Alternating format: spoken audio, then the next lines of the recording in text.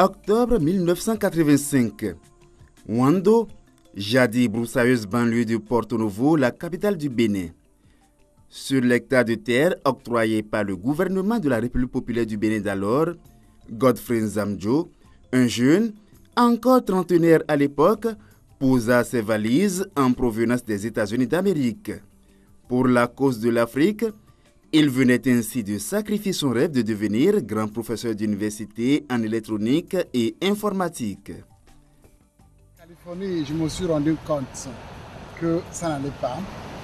Pendant la crise depuis le 80, 84, 80, il y avait la crise en Afrique de grande sécheresse. Donc il y avait les images. Dans mon laboratoire en Californie, une des plus grandes universités. Donc mon objectif était pour m'acquérir des capacités de devenir un grand professeur d'électronique et tout ça. Mais cette réalité du monde continent, à genoux, que ne marchait pas, m'interpellait. Je me posais la question, moi, ma valeur c'est quoi? En tant que prêtre, en tant qu'Africain, en tant que scientifique, ça sert à quoi?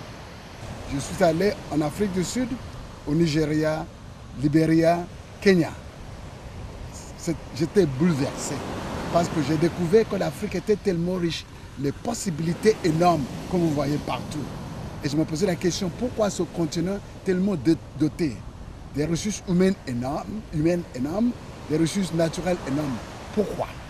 Ça m'a bouleversé et ça a changé toute ma vie.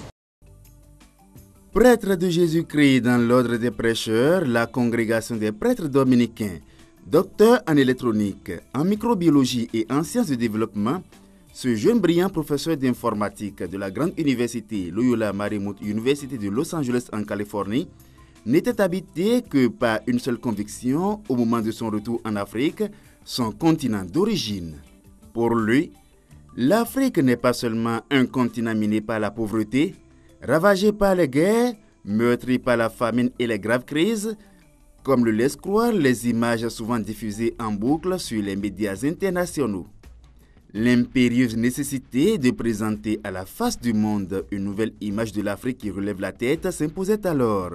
Ce fut le point de départ d'une audacieuse et très périlleuse initiative nommée Songhai.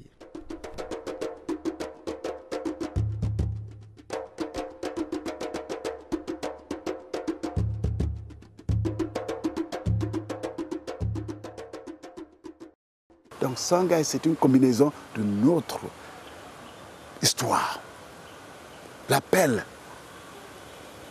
à la dignité. L'Afrique connaissait de grandes civilisations. L'Empire Songhai était comparable à n'importe quelle civilisation, que l'Afrique existait fortement. Les plus grandes universités d'ailleurs étaient en Afrique, Timbuktu. Il y avait les mathématiques digitales, il y avait le commerce, tout ça. Il y avait l'Afrique connaissait ça, mais c'était cassé. On peut le retrouver. Donc voilà, le nom Songhai, c'était pour un recours à l'histoire. Projet de société porté par le frère Nzamdjo, soutenu par un groupe d'Africains et d'amis ayant foi en leurs capacités et agissant pour créer la richesse socio-économique, l'initiative Songhai repose sur la formation, la production et la recherche en agriculture intégrée et durable. Une agriculture compétitive qui inscrit l'homme au cœur des actions et qui, surtout, est basée sur l'utilisation des ressources locales disponibles dans le strict respect de l'environnement considéré ici comme un partenaire. Ce que d'aucuns appellent le biomimétisme, qui consiste à observer les mécanismes de la nature pour trouver des solutions techniques ou technologiques innovantes et douces pour protéger et préserver l'environnement. En clair, il s'agit de danser avec la nature. Le problème qui m'a amené en Afrique, c'était la sécheresse, c'était la faim.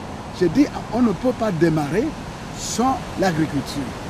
Mais l'agriculture, c'est pourquoi on a copié l'agriculture occidentale. C'était largement chimique. Or, l'agriculture devrait être biologique. Mais on a tué les forces africaines, la force biologique dans le sol avec les produits chimiques. Donc pour nous, il faut reconstituer ça. Et si on fait travailler ensemble la nature, on le laisse créer l'ambiance, la nature va répondre. Donc pour nous, l'agriculture devient vraiment l'intégration de toutes les forces, que ce soit la force de l'eau, la force du soleil et les forces biologiques dans le sol et travaillent ensemble pour créer la richesse. Pour que l'agriculture, donc le secteur primaire, participe efficacement à la création de la richesse et joue pleinement son rôle de moteur pour le développement socio-économique, il est non seulement nécessaire, mais aussi indispensable de lui associer les secteurs secondaires et tertiaires et de les développer conjointement. Le modèle de développement prôné par l'initiative Songhai en fait une règle. Ainsi, dans le secteur primaire, des initiatives agricoles économiquement viables sont-elles développées à travers le système de production intégré. Une parfaite synergie entre la production végétale, la production animale et la pisciculture, de sorte que ce qui est sous-produit, donc déchets dans une section, devient matière première dans une autre section grâce au recyclage. Car à Songhai, rien ne se perd, tout se transforme. Voilà les principes de synergie, les principes de recyclage qui sont la base des activités de Songhai aujourd'hui. Avec ça maintenant, l'Afrique peut relever. C'est à la portée de tout le monde. Le recyclage, vous voyez partout, on recycle tout. C'est pas donc tout ce que les gens ne veulent pas, c'est ça qui devient les inputs, les intrants dans la production. On appelle ça low input production. C'est ça la force aujourd'hui. Donc comme ça peut se faire partout. Ici, ce concept est appelé ZERI, Zero Emissions Research and Initiative, c'est-à-dire production totale zéro déchet. La production du biogaz et l'installation d'un gazéifieur s'inscrivent parfaitement bien dans cette logique. Le secteur secondaire, lui, à Songhai, comprend l'agro-industrie et la section mécanique-fabrication. Avec sa maîtrise confirmée de plus d'une dizaine de filières de fabrication complète, comme entre autres les filières palmiers à huile et palmiste, riz, jus de fruits, alimentation animale, la section mécanique-fabrication permet de mettre à la disposition des entreprises agricoles des équipements agricoles adaptés à leurs besoins, localement fabriqués et moins coûteux, ce qui permet d'accroître la productivité, de valoriser les matières premières issues de la ferme, d'éviter les pertes post-récolte et d'ajouter de la valeur aux produits. L'agro-industrie s'inscrit elle aussi dans la même dynamique. Elle permet entre autres de mettre sur le marché local et régional des produits agroalimentaires sains qui correspondent réellement aux besoins des communautés, d'augmenter les revenus des entrepreneurs agricoles et de susciter la création de petites et moyennes industries décentralisées. En appui au secteur primaire et secondaire, le secteur tertiaire intervient. Il regroupe les services de commercialisation, de marketing, d'infrastructures d'accueil comme les complexes d'hébergement, les restaurants, salles de conférences et de réunions.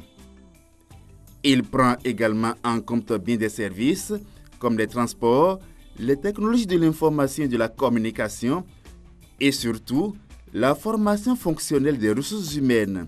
Car, dit-on, il n'y a de richesse que d'hommes, mais d'hommes capables. Songhai n'est pas l'argent. L'argent est important, mais ce n'est pas le plus important. La terre est importante, mais c'est le plus important. La technologie est importante, mais c'est pas le plus important. D'où les 5 capitaux du Songhai. Premier capital, Songhai, capital humain, l'homme, qui est équipé, comme je vous ai dit. Deuxième capital environnemental. Avec ça, la technologie alignée avec ça. Troisième, capital social. Groupe de comportement. Capital donc technique. Dernière, c'est capital financier. Si les premiers 4 capitaux ne sont pas en place et vous mettez l'argent, c'est échec total. Que ce soit dit, le plus important, c'est l'homme qui est renouvelé. Oui, basé sur l'homme, mais quel type d'homme? Bien évidemment, des leaders socio-économiques qui savent utiliser à la fois leur tête, leur cœur et leurs mains. Donc, des acteurs créateurs équipés de savoir, savoir-faire et savoir-être et capables de valoriser efficacement le riche capital environnemental de l'Afrique. Tout ceci fait de Songhai un modèle de développement unique. Il se décline aisément en 4 principales composantes, à savoir un parc technologique, un parc industriel, un centre d'incubation, de formation et de développement de ressources humaines, un centre de services. En 3 décennies d'existence et d'activité, l'initiative Songhai a capitalisé bien des expériences qui ne laissent indifférents ni gouvernants, ni acteurs institutionnels et partenaires, ni non plus simples visiteurs, tant s'impose son modèle de développement. D'ailleurs, en 2008, les Nations Unies ont promu Songhai au rang de centre d'excellence, tout comme la Communauté économique des États de l'Afrique de l'Ouest, qui le reconnaît comme centre d'excellence pour les projets d'entrepreneuriat agricole de la CEDEAO. L'implantation du modèle dans d'autres régions va alors se décupler. Au Bénin, en dehors des sites de Savalou, de Parakou et de Kinwedji, Songhai est désormais présent dans bien d'autres localités, aussi bien par ses propres initiatives qu'à travers le projet de promotion de l'entrepreneuriat agricole pour la transformation socio-économique des zones rurales au Bénin.